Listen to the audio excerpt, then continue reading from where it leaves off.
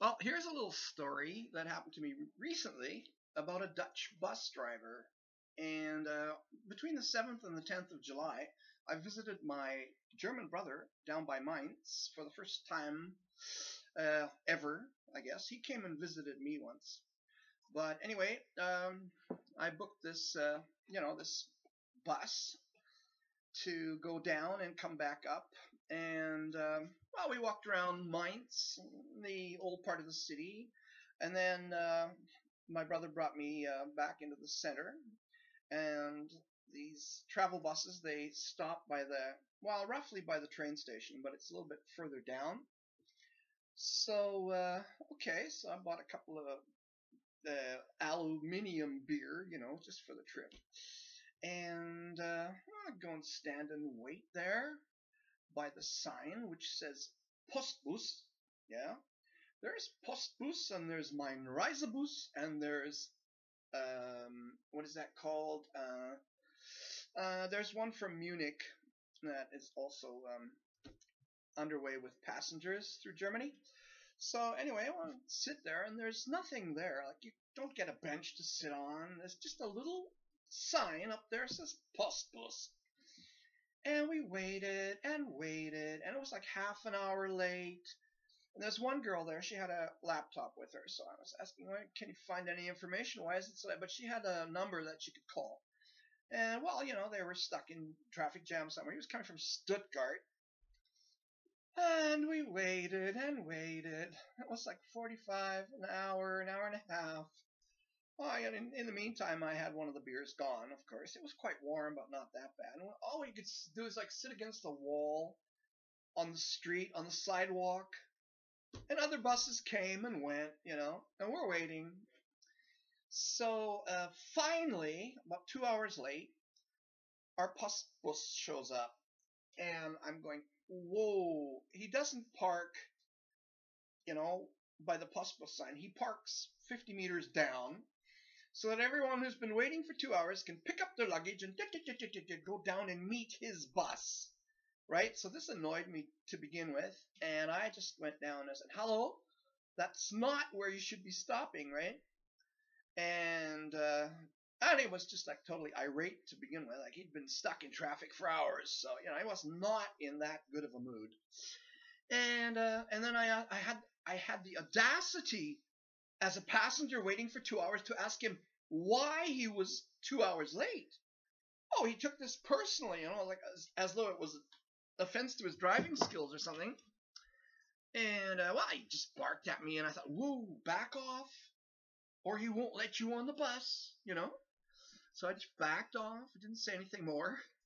Put my luggage on nicely, got it checked off, and away we went. And, on our way back to Dortmund, yeah, we ran into jams, traffic jams, heavy traffic fairly quickly as soon as we got out of Mainz.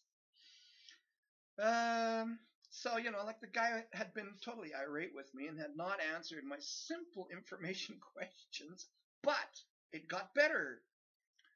And, he at the bus stop, he let me know that he was a very proud Dutchman. Ik ben a stolzer Nederlandsman. Something like this. He was like an older guy, maybe about, I don't know, maybe a little bit older than me, maybe younger than me, I don't know. And on the bus, once we were out on the freeway, on the Autobahn, he turned on the